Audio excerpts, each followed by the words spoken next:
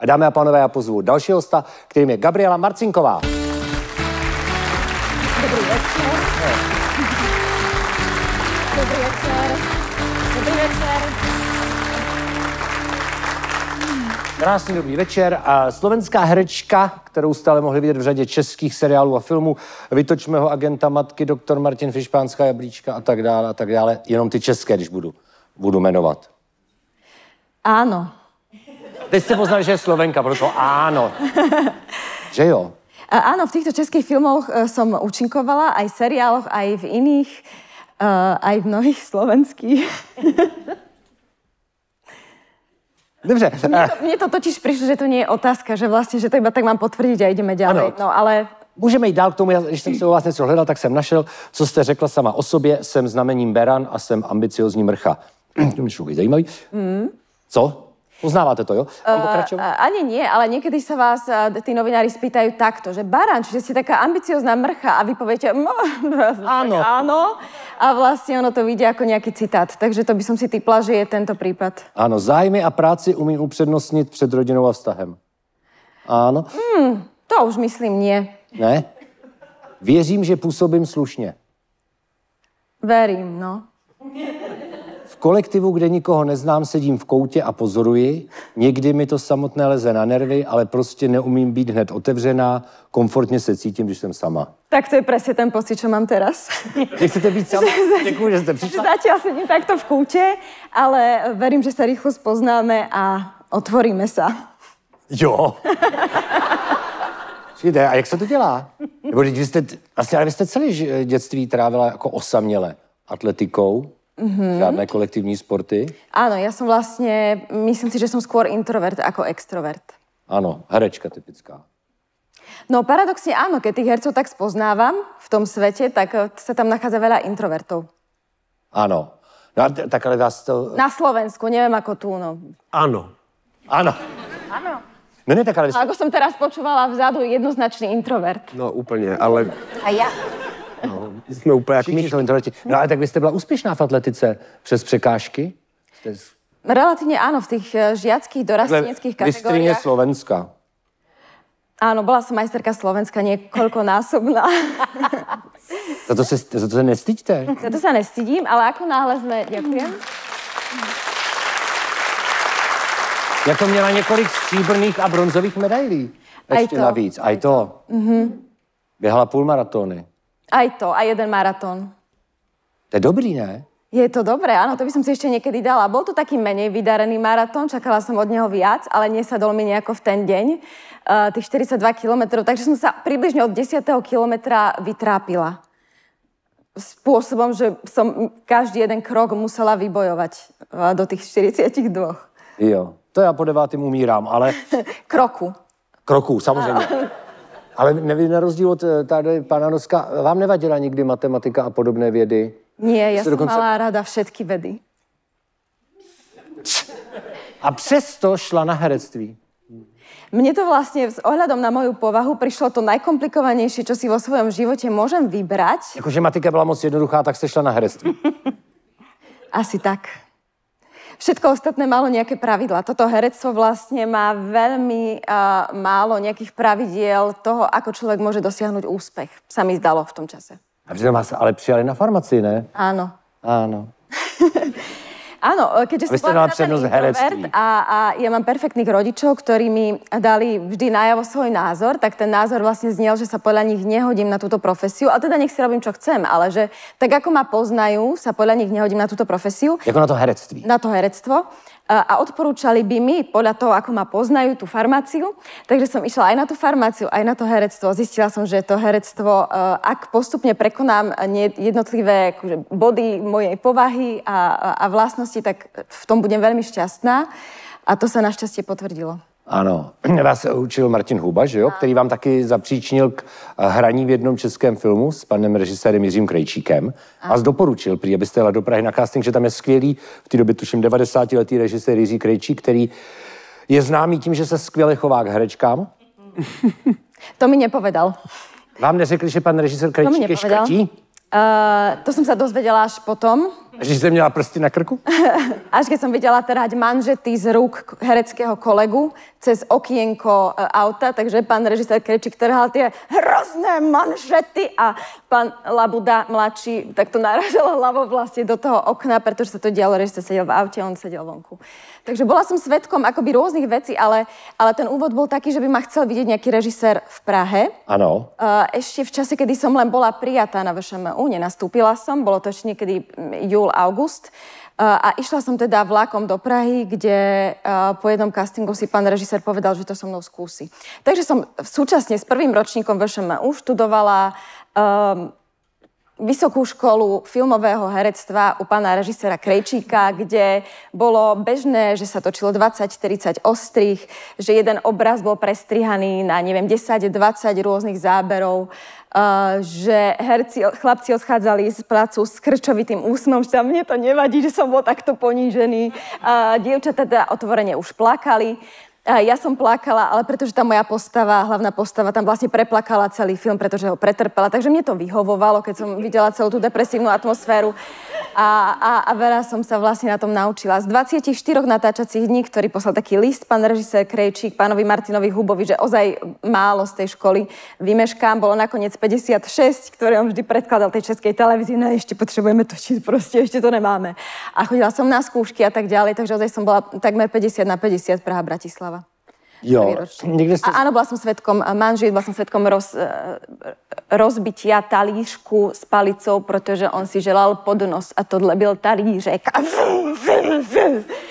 A tak ďalej. Ale teda, aby to, my ho všetci obdivujeme, aby bolo jasné, len mal teda takýto temperament. To říkáte temperament. No, už by sa tomu asi s ohľadom na vek, povedzme temperament. Teraz by sa to nazvalo asi inak u mladších režisérov. Šikana? No, také niečo. A vy ste tak, že proplakala ste to? A to dneska už by mu to neprošlo, že? Ale teda takto, ja som to preplakala s tým, že on si musela, ale hlavne my sme mali veľmi pekný vzťah, že on mal pocit, že objavil, tak si to interpretujem, že objavil nejaký talent, takže on ma ozaj spolu z tých skúšok ma brával do strižne k sebe domov, čítal mi listy od rôznych hercov, rozprával mi o rôznych hercoch. Takže on ma vlastne tak vychovával v tom filmovom svete. Dobre. Áno, pretože ma naučil jednu základnú vec, že natáčení sú krev, pot a slzy a tým pádom som zvyšok môjho života mohla objavovať, že môže to byť aj inak. Že to môže byť radosť, smiech a pocit dobre odvedenej spoločnej práce, kolektívnej. Áno. A vodil vás domov k sobě. Aha. A dobre. Veľmi dobre. Jo, tak, jsem ani nečekal. A já myslím, že tak to byly osudové a to představení podle povídky Karla Čapka, ale já myslím, že doktor Martin vás hodně proslavil, ne? Tam jste hrála krásnou postavu, no krásnou. Drzou. Zdravotní sestru. A to už bylo lepší s tím panem režisérem hrát? To bolo veľmi dobré, áno. Aj keď tiež tam nastala taká malá šikana, ktorú som si vlastne ale vážila, pretože... Že režiséri, tí Slovenky tak šikanujou. Teraz tak rozmýšľam, že čím to bude. Ale nie vo všetkých filmoch. Ale toto bola akože príjemná vec, pretože keď mi skúšali tie rôzne kostýmy, tak on vlastne stále chcel len niečo horšie a horšie. Ať vypadám ako takové asexuálne čudo. Lebo čudo asi nie je české slovo, tak to som si možno pridala, ale proste niečo asexuálne, zle vyzerajúce. Takže keď na mňa niečo obliekli, tak pre neho to bolo príliš hezké a preto sme to museli ako keby robiť stále horšie. A to ma bavilo, pretože áno, ja som bola ako keby taký typ zaradený na tej škole, teda tá takzvaná najúka, teda tie princezné a tie pekné, nevinné dievčatá a za toto som bola veľmi vďačná, že som mala túto príležitosť zahrať si drzú, oprsklú sestričku pána Donutila. Áno, ktorá je trošku líná, pohodlná, protiúkol. Áno. Dúfam. Dúfam, aj keď najlepší kamarát môjho otca, ktorý ma poznal od malička, mi povedal, tak konečne si dostala niečo, čo ti sedí. Tak ja neviem, akože máme o sebe rôzne predstavy v priebehu života a zjavne moja predstava o sebe ako o dieťati nie je úplne presná možno. Jo, takhle, tak vy jste si myslela, že jste jako akční a pracovitá a pilná. Ja som myslela, že som pracovitá, no ale to... Mnoho udalostí môjho života ukazuje práve týmto smerom, že som pracovitá a pilná, ale on ma asi vnímal inak. Tým, že ma poznal od detstva a že sme sa tak akože rôzne jašili, šantili, hrali, tak ma videl skôr ako tú Irenu. Jo, takhle. Další slavný film byly Matky. tady český film, kde jste hrála na Slavici matku, takovou trošku hysterickou, plnou strachu, obav. To hrálo dobře, protiúkol. Áno. Ale ozaj, áno. Co říkal přítel vašeho otce? Že na túto rolu, to som sa už nepýtala, tam už sa nejak naše cesty rozišli a málo sme sa rozprávali, ale no áno, ja som bola skôr pokojná matka, taká tešiaca sa, takže áno, bol to pre mňa protiúkol, až taký, že mi niekedy prišlo, ale vlastne, že to je dehonestujúce voči ženám, ale vlastne myslím, že to bolo uchopené tak príjemne, že hádam z toho bolo vidieť, že všetko je tak trošku komediálna nadsázka. Jo, jak když tam Viktor Preiss zkoumá ten předmět, to... Ktorý mi inak to vystrihnite, ale veľmi pomohol pri mojom pôrode. Proč to máme strihnout? Neviem, či to je vhodné odporúčať pomocky na vhodný pôrod, aby teda ste sa nenatrhli, ale to je teda balónek, ktorý si vložíte a ktorý Pokračujte. A potřebujeme něco do televize. Tlačíte väčšiu a väčšiu veľkosť. To sa vlastne trénuje od 36. týždňa tehotenstva, kedy už sa tu začne otvárať trošku tie cesty a tým vlastne postupne tie svaly pripravíte na to, že keď vylezí tá hlavička, tak sa vám málo čo natrhne tam dolu. Tak to som myslela, že nie je vhodné, ale... Vy jste mě zaujala, pojďte.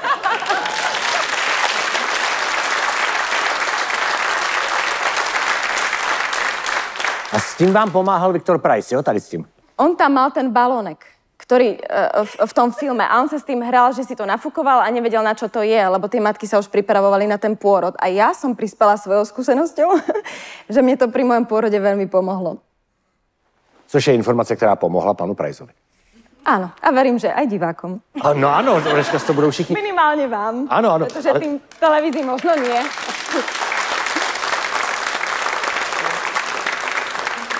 No vy jste si i v jednom českém seriálu zahrála zkráceně řečeno sama sebe. A tam je vidět ten pravý temperament introvertní slovenské herečky. Romantika. To je zlý sen. To, co je zase za problém? Můžeš mi laskavě říct, co se zase děje? Ak som správne čítala scenár, píše sa tam vášnivo ju objíme a nie hodí ju do krve ako úplný kretén. Jasně, Gábinka je z cukru. On je sluha, ona je aristokratka. Bojí sa k nej priblížiť a už vôbec nesáď do... Ježinko, prosím ťa, zase sa to uvoľnilo. Pokud vím, tak režisér sedí tamhle. Toto nie je režia, to je nejaká základná empatia k tej postave a k tej situácii. Pán režisér, v tom geste by predsa malo byť viac také elegancie a ostychu a rozhodne menej buranstva, alebo sa mýlim? No jistě, no. Doufám, že pořád mluvíme o postavě, jinak bych se taky mohl dost nasrát! Jste si užili takhle, ne? Tam... Veľmi. Velmi. Ako si môžete všimnúť, užívam si veci, ktoré sú úplne mimo môj temperament. To sa mi ešte nestalo, aby som nakričala na svojho hereckého kolegu a preto ma to bavilo. Jako takhle... Ja by som vám to povedala, ja by som rada prispela príhodou, kedy som nakričala na niekoho, ale to sa mi nestáva. Jo, v normálním natáčení ne, tady, když to je ve scénáři, tak se Langméra seřovat. Jo, veľmi dobre. Niečo ako s tým Mirkom Donutilom. Byť drzá na pána Miroslava Donutila, to je tiež fantastický pocit. Jo, myslíte, že vám závidí herečky? Asi jako jo, no. A mimochodem, teď bude v kinech premiéra filmu, jmenuje se to Milion, mám tady ukázku. To k tomu řeknete potom, co tam hrajete? Si viděla, že do toho všichni jdou? Tím bych si nebyla jistá. Stopro. Alice nemá chlapa, Jitka je v přechodu a Petr je gay. Každý má velký oči, ale realita je realita. Sám si to říkal. Alice už určitě chtěla někoho přefiknout. Pokud si nikoho nenašla za posledních 5 let, tak pochybuji, že dneska večer to vytrhne. No ne. Mně se nechce dělat dítě za peníze. Hele, spojíme příjemný s užitečným, ne? Jsme stejně druhý dítě chtěli. Jo, někdy. Co pak jsem nějaký automat, sem hodíš minci, dole vypadne dítě. 25 mega. Řekni si to, 25 mega. 25 mega. No, vidíš? Nic. Konečne ste mi rozumeli, čo? Ano. Alebo ani nie. Jo, ne, to bylo krásně česky. A tam hrajete? Tam hrám takú podnikateľku, ktorá si myslela, že už je s rodením detí vybavená, akože hotová. A potom vlastne príde táto ponuka, že rodina, ktorá má zatiaľ 9 potomkov, teda jeden taký dedeček tej rodiny, navrhne, že venuje 1 000 000 eur, on teda predal také rodinné dedičstvo a ten 1 000 000 eur, ktorý získal, venuje tomu, kto prvý mu dá 10. potomka. Takže začína sa súťaž. Ale ako vidíte, jeden je gej, jedna je v prechodu a jedna je 35-ročná, ktorá už si tých 35 rokov nevie teda nájsť chlapa.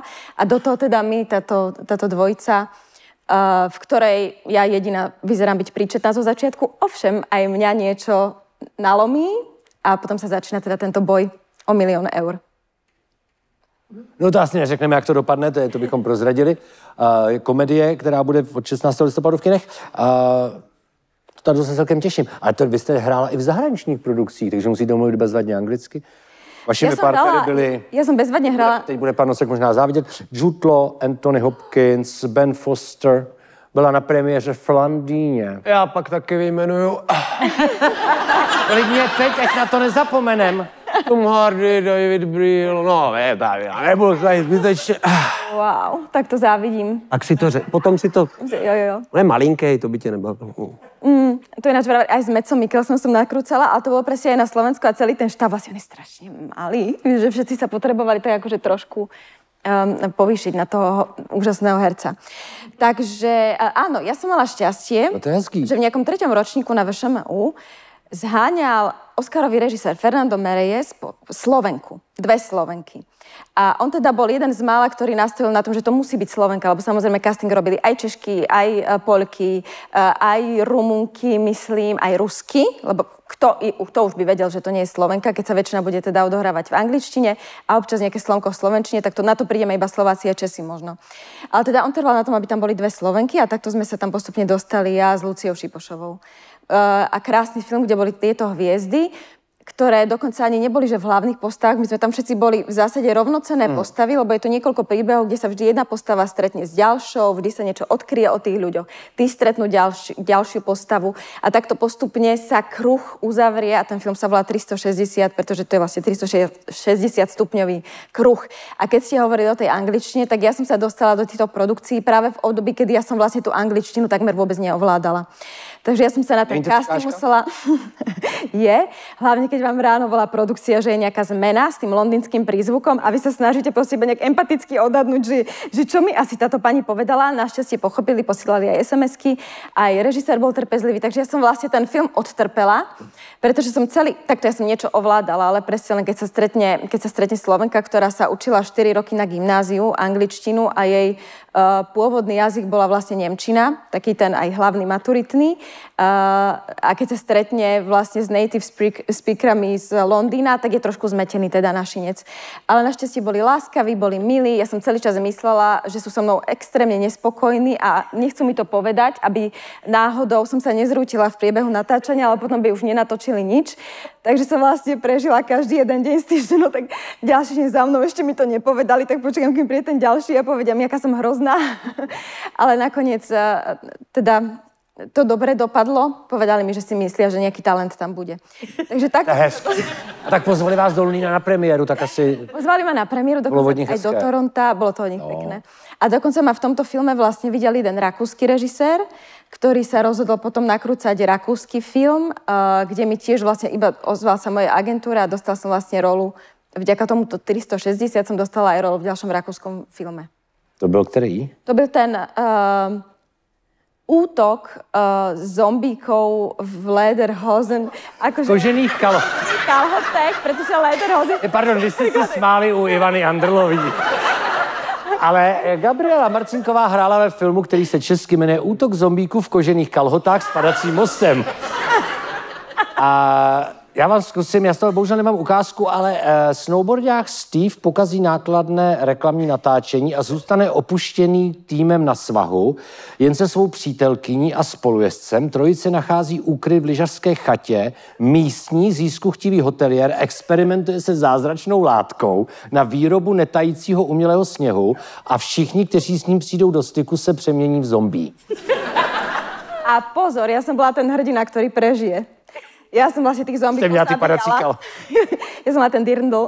Nie, podľa mňa nie som si istá. Podľa mňa som mala akože tú snežnú overall. Ten snežný overall. A my sme ich vlastne s tými snowboardami zabíjali, tých zombíkov.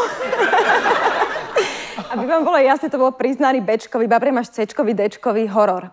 Že oni sa vlastne rozhodli, že idú tou pôvodnou technológiou robiť takýto akože pokleslý žáner, ktorý som zistila, že má mnoho fanúšikov mimo Slovenska. Ale teda vďaka nemu som si zahrala v Alpách pár týždňov takúto zaujímavú vec. Tam mali s bábkami, robili zvieratá a ako keby... že tam boli ľudia, ktorí animovali tie bábky, ktorým odsekávali potom tie hlavy a končatiny a ľudia, ktorí mi s tými injekciami potom vystrekávali tú krv a tak ďalej. Všetko toto tam bolo. Kvôli tomu ste sa celý život učila nemecky. A dokonca mi to ani nič nebolo platné, lebo tam sme sa rozprávali po anglicky, keďže ten štáb bol vlastne medzinárodný. Aj tá moja postava rozprávala po anglicky. Ale přežila ste, zabila ste hodne zombíku. Áno. Áno, na tom bola zaujímavé ponaučenie londýnskeho herca, ktorý mal byť hlavná postava, to znamená, že mal perfektne ovládať triky na snowboarde, minimálne teda sa spustiť dole po svahu a ten nasľuboval hory doly, všetko vie. A potom prišiel, prvýkrát nás zavolali na svah, samozrejme bol najhorší z nás troch, takže museli všetko akoby robiť kaskadéri a dubléri za nás. Jo. No tak je hezké, že jste říkala, že v mládí jste neměla moc sebevědomí, ale potom, co jste se stala herečkou, takže to sebevědomí se dostavilo. Chápu. Přežít jako a vyvraždit zombíky. Presne tak, to nevie každý. Ne. Ale ak by som tak trošku vážnejšie mohla na to odpovedať, tak to sebavedomie trošičku prišlo, keď sa mi narodili deti a keď som si povedala, že ozaj skúsim im byť lepším vzorom v živote. Jako jak lepším? Nebo vůči komu lepším? Že dieťa, keď vníma sebavedomého človeka a keď vníma, že aj ono môže mať sebavedomie, tak podľa mňa má taký ako keby lepší základ. Ale pozor, ja nemyslím sebavedomie ako keby, ono sa to často zamieňa za nejakú namyslenosť, ale že sebavedomo vám poviem, že som introvert, ktorý ako keby má problém s týmto, ale toto celkom mu ide. Tak to akože vnímam ako sebavedomý prístup k životu. Máte dvě děti?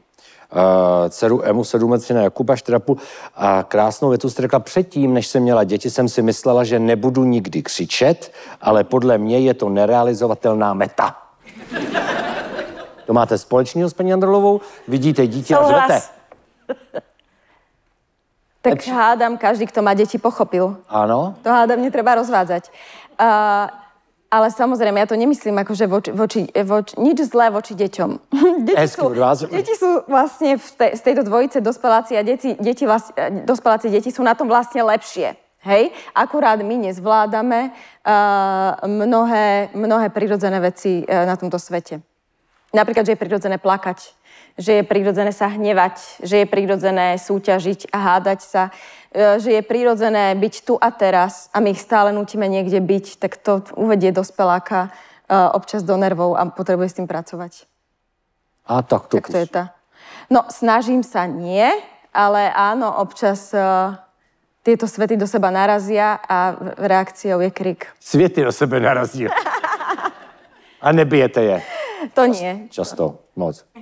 Nie, ozaj, každý druhý deň. Ozaj zaslúžia. To bude krásně. A mimochodem mě zaujalo někdy, že kdybyste nebyla prý herečka, že byste si založila úklidovou firmu? To už jste tady 2? A ináč, to sú zaujímavé príbehy s tými vysávačmi. To bola, áno, to si pamätám, to bola taká otázka, že čo by som v živote vedela robiť.